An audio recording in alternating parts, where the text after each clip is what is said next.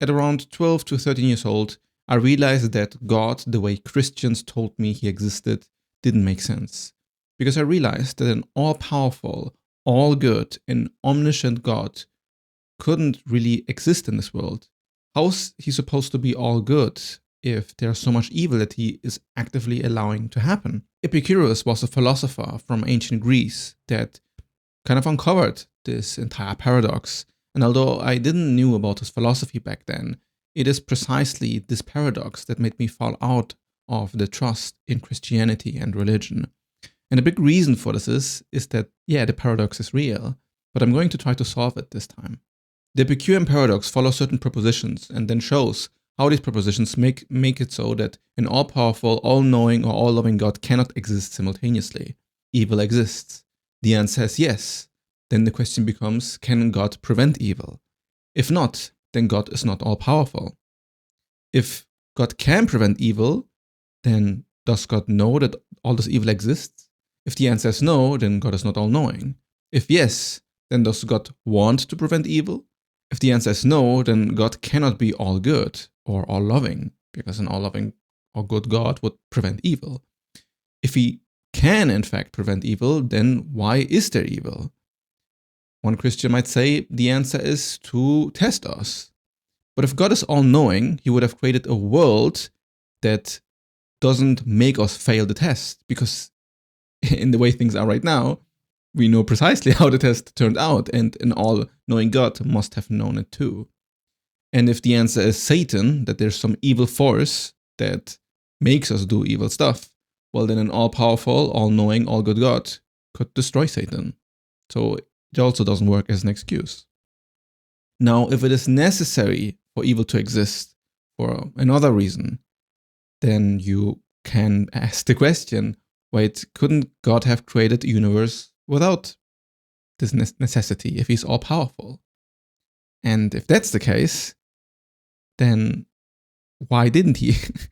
And then finally, if you might say, okay, he needed a universe where free will exists, then again, you can ask, why wasn't God able to create a universe where free will exists but evil doesn't exist? If he can't do this, then he can also not be all-powerful. Is God willing to prevent evil but not able? Then he is not omnipotent. Is he able but not willing? Then he is malevolent. Is he both able and willing? Then he is evil. Is he neither able nor willing? Then why call him a god?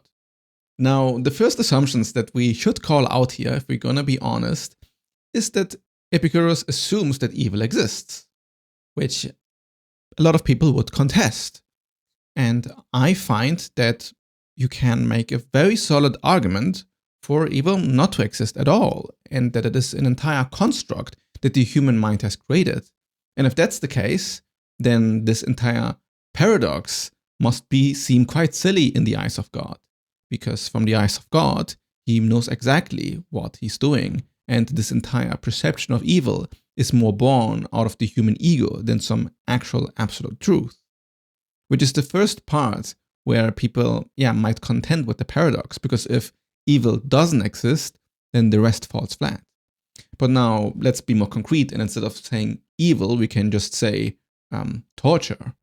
Torture is universally considered as pretty evil, and even if you don't want to put on this label of evil, we kind of intuitively understand that we shouldn't torture people. And I also like to use this as a counterattack for nihilism, to just say, imagine torturing babies. Would you say that this doesn't matter?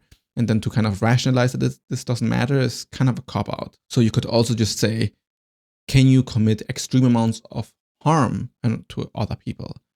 And can God prevent this amount of harm? So we kind of remove this evil label from the equation a bit. With the word harm, we still have the same paradox, but it hasn't this weird moral loading, because I can imagine that a God could actively argue that harm is necessary, because if you don't have some sort of harm, then so many other things couldn't exist, since everything is very much codependent. If there wasn't any harm at all, then you could say animals wouldn't be allowed to exist. And there it kind of becomes more logical, because if there was really no harm allowed, then a lion couldn't eat a zebra, and all of biological evolution has to be deemed as absolutely horrendous. But we don't apply the same morality frameworks to animals because we see it differently. And why are we then applying the same sense of morality to us humans? Now you can say, yeah, because we humans in fact do have free will, in that we are aware of our actions beyond a simple animal would do. And here you can see that a lot of the idea of free will really comes from the awareness level that we humans have, to be able to reflect on what we're doing and then still decide to do it or do otherwise. Now, if we apply the same logic to God, then God would have free will to both cause harm or not cause harm, because he is aware of what it causes, but then also is willing to do it if he wants to. The real contradiction isn't about the nature of evil, but about the nature of contradictions themselves. If you have an all-powerful God, all-powerful would imply that there's truly no limit to what it can do. But then you might ask a question: can an all-powerful God create a stone so heavy that he himself cannot lift it? Through all ordinary logic, you would say, no, this is obviously impossible. If he can lift a stone, then he wasn't able to create a stone he can't lift. And if he can't lift the stone, well, now he's clearly not all-powerful, because he cannot even lift a stone. What a weakling. Is he neither able nor unable to lift the stone? Then why call him a god? But it does make sense if you split God into multiple personalities. If you unify God as some one singular being, then yeah, it doesn't make sense. It is clearly contradictory. But if God can contain multitudes of himself, then he can have a version of himself that can lift a stone and cannot lift a stone. He can have a version of himself that is a zebra and another that is a lion. And he can have a version of himself that is literally Satan and condemns all humanity to endless torture. And I mean, if you read the Old Testament, it's not like God hasn't flirted with mass genocide in the past. But then you might say, okay, so we can start the paradox here. If God is all-powerful, is he allowed to be evil?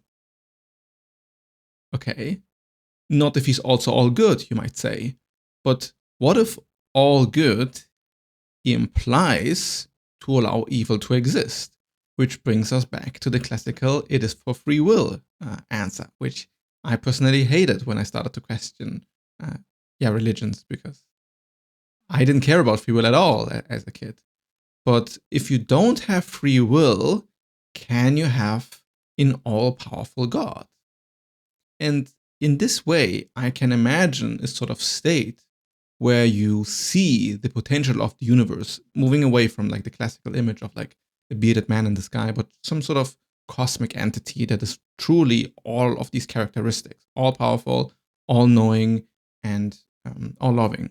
Imagine you truly were a being that is truly all-knowing, all-loving, and could, literally create whatever you want. What would you do? Would you say, oh yeah, I really like this like plant thing, like the way grass grows and it's so nice and green, and oxygen, I love oxygen, but insects, I don't like insects. Insects shouldn't exist. They are kind of weird and icky and small. Wouldn't it be kind of evil to prevent insect existence just because, this god doesn't like it? You might say then this is what it would imply that he's not actually all loving or all good, because he's now rejecting a part of his own power. So why would God allow a universe to exist where people can kill each other when he could just create a universe where people don't kill each other? And it's just like, but now you are rejecting the definition of what it means to be all powerful and all good, or like all accepting, you might also say, and all knowing. Because the moment you say, no, I don't want to know what it is like to torture somebody, like in no aspect should I know what it is like to torture somebody as like the infinite godhood, then he's also not knowing. Does God not know how it's like to get fucked in the ass? Then why call him all powerful? Oof, this would get me in a lot of trouble. Oof, this is like the type of thing I would say when I was arguing against some people at my church. It would get me in a lot of trouble. But it is the reasonable conclusion. And if you use the Brahmic understanding of God, then then it actually makes sense. Then God truly is omniscient because he doesn't reject any experience as part of himself. Now, all crazy shit that this reality allows for is allowed for. Also, all of the evil shit is allowed for.